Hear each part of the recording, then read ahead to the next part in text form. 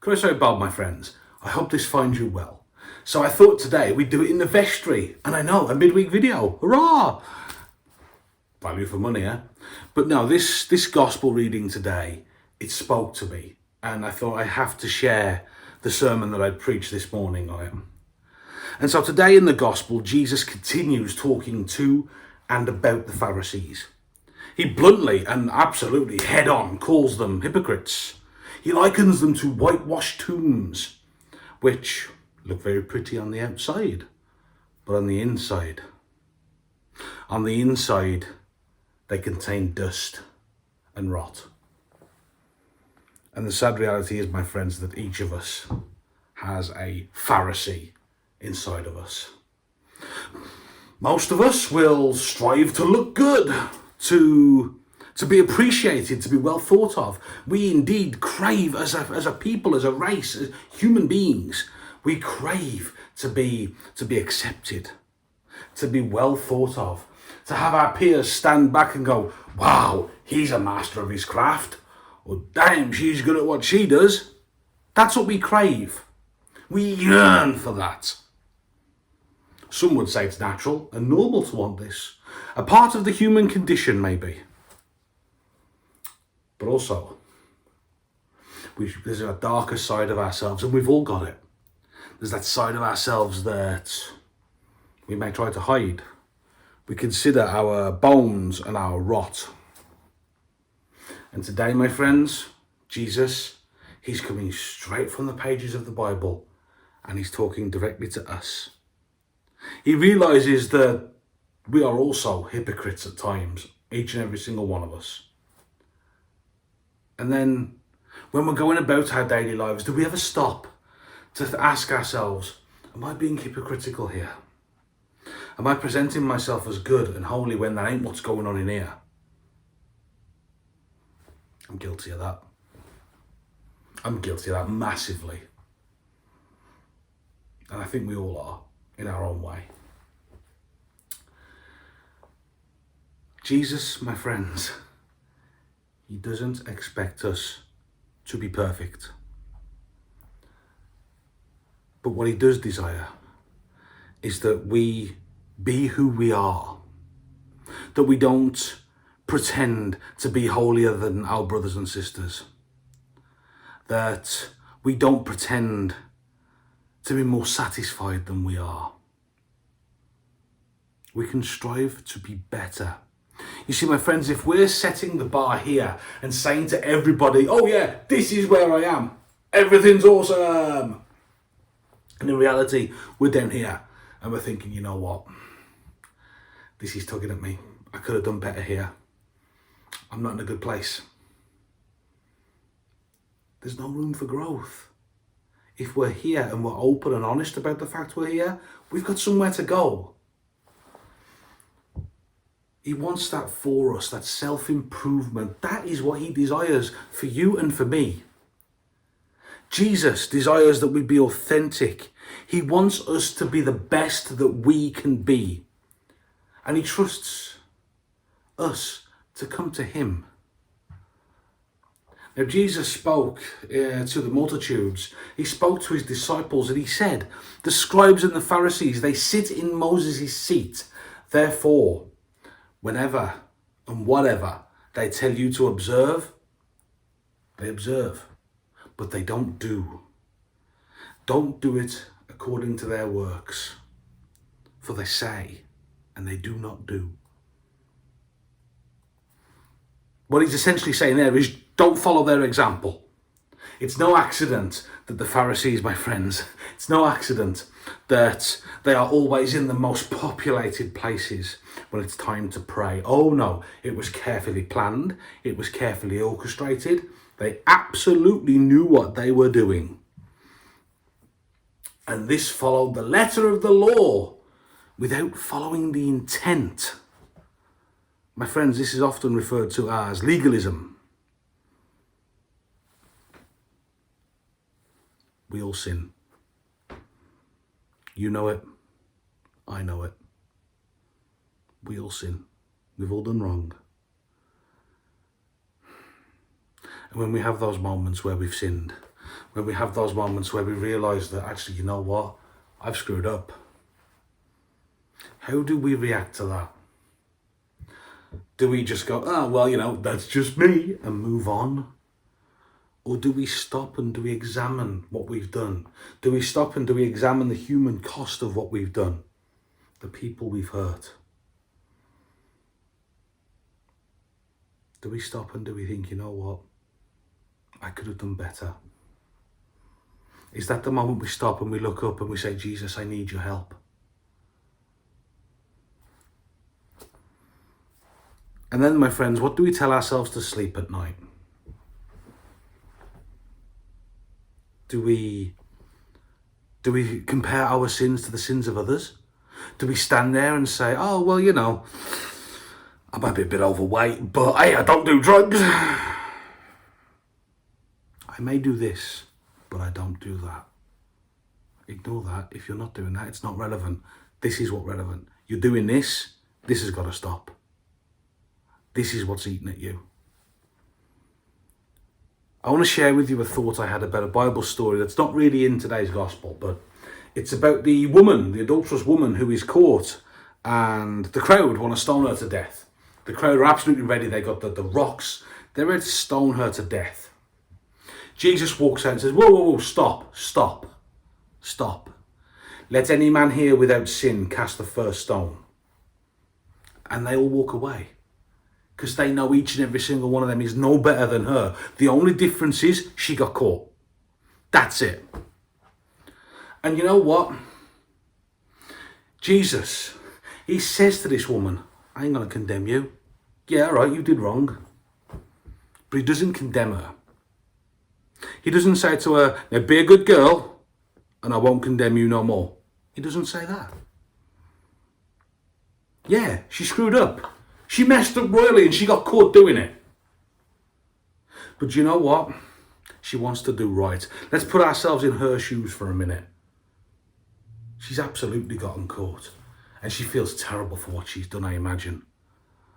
She sits there and she thinks the human cost, the lives that she's impacted negatively. And I imagine that there's more in there than their stones could ever do. Jesus sees this and he protects her. He stops them stoning her. Why? For one simple reason, my friends, and this is what I want to share with you. If she dies there in that moment, if she dies there at the hands of those men, what good could she ever do?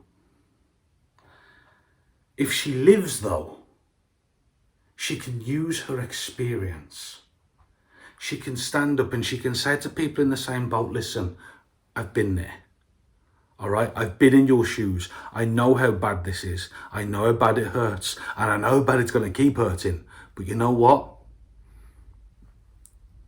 It's going to be okay in time. I hope. But what of the Pharisees themselves? Back to our initial gospel.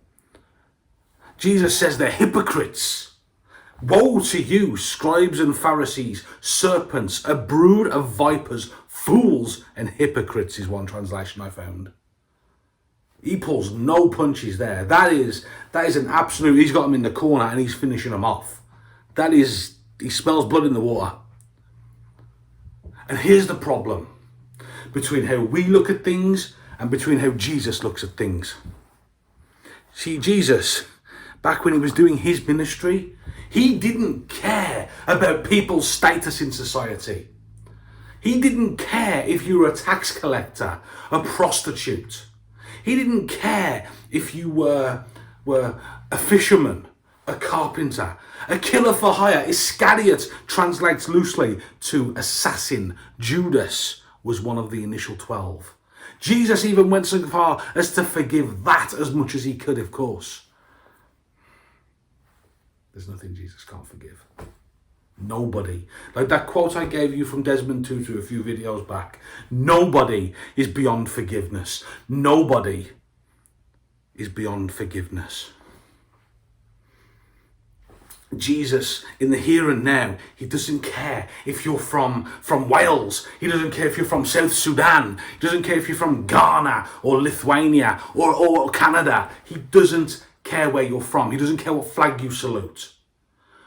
What he cares about is what's in there, not this cross. What's in there. He cares about what we keep in our hearts. And when we come before him and we say, look, you know what? I screwed up.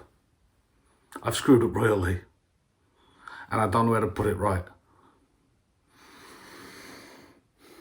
How do I convey how sorry I am for the bad stuff I've done? And that's what he wants. He wants us to be authentic and real about things. And do you know the hardest people to save, my friends?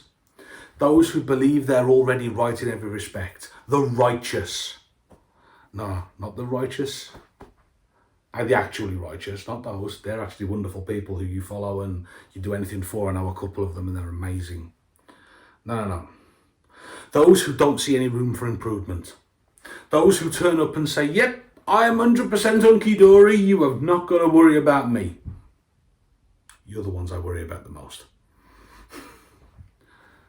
You see, those who believe they're right in every respect, those who don't see any room for improvement, those who can't hold their hands up and go, all right, you know what? I am a sinner. I'm a horrible, loathsome, broken little sinner, but I want to be better. They just keep going. They just keep chugging on, and they hope that eventually, of course, everybody will end up in their boat. Everybody will end up like them. And when they are finally found out, it's not my fault, it's his fault. He's worse than me. Why are you having to go at me for what I did? He's worse than me. Hold your hands up. Admit it. The Pharisees, my friends, the Pharisees are in exactly the same boat. They couldn't let everyone know that what they were doing was just a performance. They really weren't perfect. They really were not able to follow all of the laws that they had out in front of them. They were liars and hypocrites. And they did their best to impress everyone around them. And they totally missed the point. Now, I'm not talking about making mistakes. We're human. That's going to happen. You're going to screw up, all right? That's the way it is. Whether we like it or not. But what I'm saying is this. There are no doubt people who've attended church their whole lives who are whitewashed tombs. They've never truly accepted Christ. They come to this place because it makes them feel like they're okay. Then they go straight back out and they sin again. And they don't see anything wrong with it. Those who are so convinced of their own righteousness that they really can't see the wood for the trees. Are we guilty of what Jesus accused the Pharisees of today? Do we love the place of honour? Do we want the most important seats? Do we want to be head of the table? I think so. A lot of the time. I know some real serious egos. Many of whom, I'm sad to say, wear one of these. But it's true. There are some real big egos in the world, and if we're not careful, those egos, oh boy, they crush us, and it's insidious because we don't see it coming. Do we give our time, our money, our effort? But do we neglect things like justice, mercy, peace, love, and forgiveness? Jesus' warning to the scribes, my friends, and to the Pharisees is just as much for us today as it was for them. Some of us can sometimes think that we're really something. And if we've been saved by the grace of God, if we've been saved by the sacrifice of Jesus Christ, then we should say and do what he puts into our hearts. What's on the outside should match what Jesus Christ has done for us on the inside. And of course it won't always. But remember, when we step out of ourselves and when we move into Christ, when we step out of ourselves and we remember that we are not perfect, that every single one of us will have absolutely screwed up at some point, to with varying degrees and with varying costs. Sometimes we end up costing money. Sometimes we end up hurting people that just did not deserve it. That's when we have to remember what's required of us as followers of Christ. That's when we have to remember that if we truly want to be saved, we've got to be honest. Got to be honest with him and say to him, look, I screwed up. I did this wrong and I'm sorry. Because I truly am. I am sorry. For all the bad stuff I ever done. And my friends, if you can look yourself in the eyes, if you can look yourself in a mirror and you can say to yourself, you know what? I made those mistakes.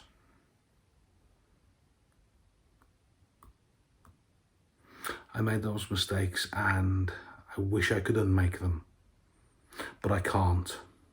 And so you be like the woman, the adulterous woman who was almost stoned to death. You be like her. She couldn't take back what she'd done. But you know what she probably did? She probably went away and used that experience to help shepherd her brothers and sisters. Do that. We can't take away the scars of the sins of the past. We can't. But what we can do is we can use those scars and we can show them to our brothers and sisters, and we can say, look, I've walked that road. I know how it goes. And hopefully we can help them not go down that same road. But remember, my friends, that we are saved and we are transformed by him. We are called to live and to grow, but to do it justly. To do it with love and mercy and forgiveness in our hearts. The worst thing we can do is hold someone's sin against them. As long as they're contrite and they want to learn and they want to be better, let it go. You find it will free you just as much as it will them. God bless, my friends, and take care.